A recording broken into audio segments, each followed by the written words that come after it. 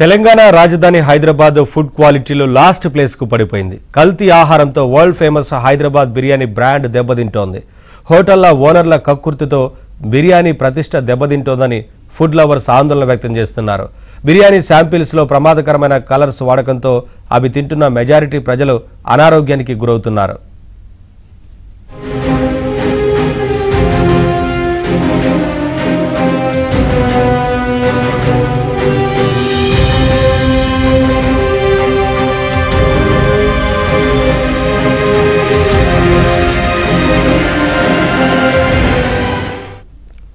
Hyderabad food క్వాలిటీపై national crime records bureau సర్వేతో ఆందోళన పెరుగుతోంది. హోటళ్లలో కనీస నాణ్యతా ప్రమాణాలు కరువయ్యాయి. నగరంలో గత 2 నెలల్లో 84% ఫుడ్ పాయిజన్ కేసులు నమోదయ్యాయి. గడువు తీరినా పాడైపోయిన ఆహారాన్ని 62% హోటళ్ల కస్టమర్లకు అందిస్తున్నాయి. కల్తీ ఆహారంలో 19 నగరాల కంటే హైదరాబాద్ ముందుంది అంటే ఇక్కడ ఫుడ్ క్వాలిటీ ఏ రేంజ్లో ఉందో అర్థం చేసుకోవచ్చు. నేషనల్ క్రైమ్ రికార్డ్స్ బ్యూరో సర్వేతో బల్దియా ఫుడ్ సేఫ్టీ విభాగం అలర్ట్ అయింది. హోటళ్లు, రెస్టారెంట్లలో మార్పు వచ్చేదాకా నిరంతరం స్పెషల్ డ్రైవ్స్ నిర్వహించాలని నిర్ణయించింది.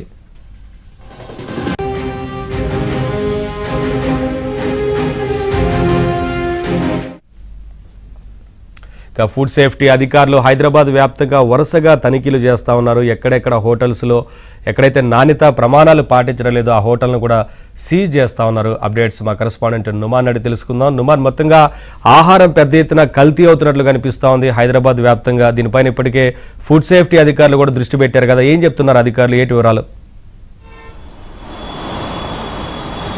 National crime records bureau survey ఇటు హైదరాబాద్లో ఫుడ్ సేఫ్టీ మీద మాత్రం ఆందోళన కలిగిస్తుందని చెప్పొచ్చు నవీన్. ఎందుకంటే ఇటు హైదరాబాద్లో రోజు రోజుకు పెరిగిపోతున్నటువంటి కల్తీ ఫుడ్, దాంతోపాటు ఫుడ్ సేఫ్టీ అధికారుల తనిఖీల నేపథ్యంలో అసలు ఇళ్ల నుంచి బయటికి వచ్చి హోటల్స్లో, రెస్టారెంట్లో భోజనం చేయాలంటేనే ఒకంత నగరవాసులు జంకుతున్నటువంటి పరిస్థితి ఉందని చెప్పవచ్చు. ఈ నేపథ్యంలో ముఖ్యంగా ఎన్సీఆర్బీ వెల్లడించినటువంటి సర్వేలో మాత్రం షాకింగ్ విషయాలు అయితే వెలుగులోకి చూస్తున్నాయని చెప్పవచ్చు.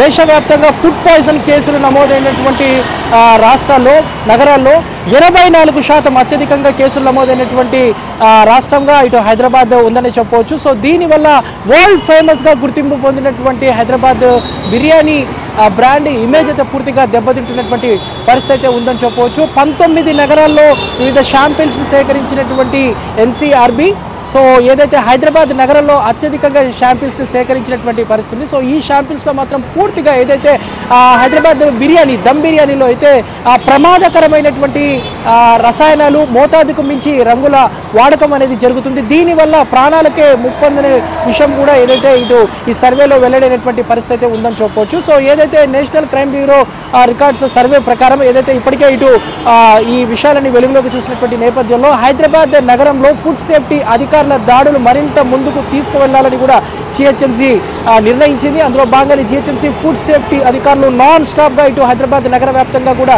ఏదైతే ఫుడ్ సేఫ్టీకి సంబంధించినటువంటి దాడులను కొనసాగిస్తున్నటువంటి పరిస్థితి ఉందని చెప్పవచ్చు. సో రానున్న నెల రోజుల పాటు ఇదే స్థాయిలో హోటల్స్, రెస్టారెంట్ల నిర్వాహకుల తీరులో పూర్తిగా మార్పు వచ్చేంత వరకు ఏదైతే ఈ డ్రైవ్ని ఇదే విధంగా కొనసాగించాలని కూడా ఇప్పటికే జిహెచ్ఎంసీ మేయర్ కూడా అధికారులను కూడా ఆదేశించినటువంటి పరిస్థితి ఉందని చెప్పొచ్చు. ప్రధానంగా ఏదైతే ఈ సర్వే రిపోర్ట్లో చూసుకుంటే మాత్రం దాదాపు 19 ప్రధాన నగరాల్లో చేసినటువంటి ఈ సర్వేలో ముఖ్యంగా హైదరాబాద్లోనే అత్యధికంగా శాంపిల్స్ స్వీకరించారు. గడిచిన 2 నెలల వ్యవధిలో దాదాపు 62% పైగా ఏదైతే ఇక్కడ పూర్తిగా ఫుడ్ కంట్రోల్ అనేది పూర్తిగా గాడి తప్పినట్లు కూడా ఏదైతే సర్వేలో వెల్లడించారు. ముఖ్యంగా దాదాపు 84% వరకు ఏదైతే ఫుడ్ పాయిజన్ కేసులు హైదరాబాద్లోని, మిగతా రాష్ట్రాలు, నగరాలతో పోలిస్తే హైదరాబాద్లోనే అత్యధికంగా నమోదయ్యాయి.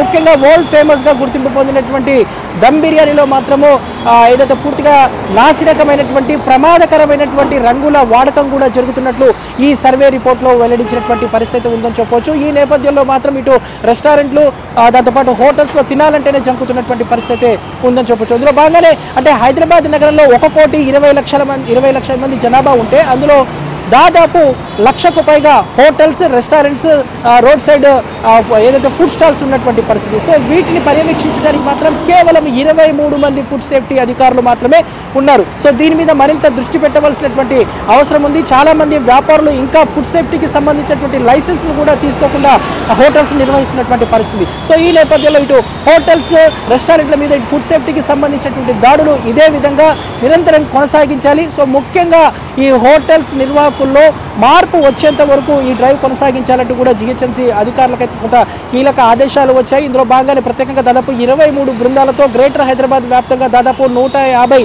ప్రాంతాల్లో ఇటు హాలిడేస్ కానివ్వండి, వీకెండ్స్తో సంబంధం లేకుండా ఈ డ్రైవ్స్ అయితే కొనసాగుతున్నాయని చెప్పవచ్చు. మనం చూస్తున్నాము గత కొద్ది రోజులుగా ఏదైతే తాగే పాలు దగ్గర నుంచి నీళ్లు ప్రతిదీ కూడా పూర్తిగా కల్తీమయమైనటువంటి పరిస్థితి ఇటు హైదరాబాద్ నగరంలో ఉంది. సో దీనివల్ల ప్రమాదకరమైనటువంటి అనారోగ్య సమస్యలు కూడా వస్తున్నట్లు కూడా ఈ సర్వేలో వెల్లడైనటువంటి పరిస్థితి ఉందని చెప్పచ్చు. ఎందుకంటే ఇటీవల కాలంలో మనం గమనించాము, ఏదైతే మోమోస్ తిన్నటువంటి గతంలో ఒక మహిళ మరణించింది. దాని తర్వాత షవర్మా తిన్నటువంటి గతంలో దాదాపు 8 మంది తీవ్ర అస్వస్థతకు గురయ్యారు.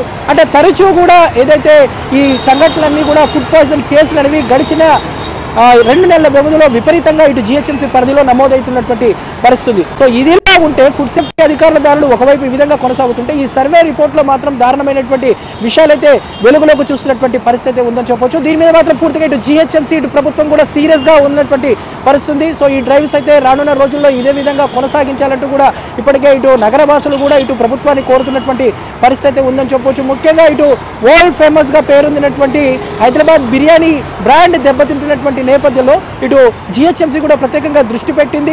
ముఖ్యంగా బిర్యానీలో వాడేటటువంటి మసాలాలు కానివ్వండి, ఆయిల్స్ కానివ్వండి, దాంతోపాటు ఇతరిత పదార్థాలు ఏవైతే ఉన్నాయో వాటి శాంపిల్స్ని కూడా సేకరించి ల్యాబ్స్ని కూడా ఎప్పటికప్పుడు పంపించే విధంగా కూడా హోటల్స్ నిర్వాహకులకు కూడా పూర్తిగా ఆదేశాలు జారీ చేస్తున్నటువంటి పరిస్థితి ఉందని చెప్పొచ్చు. మొత్తానికైతే ఇటు హైదరాబాద్ నగర వ్యాప్తంగా అయితే మెరుపు దాడులు అయితే ఇటు జిహెచ్ఎంసీ ఫుడ్ సేఫ్టీ మెరుపు దాడులు అయితే కొనసాగుతున్నాయని చెప్పొచ్చు. Thank you Numan, thanks for the updates.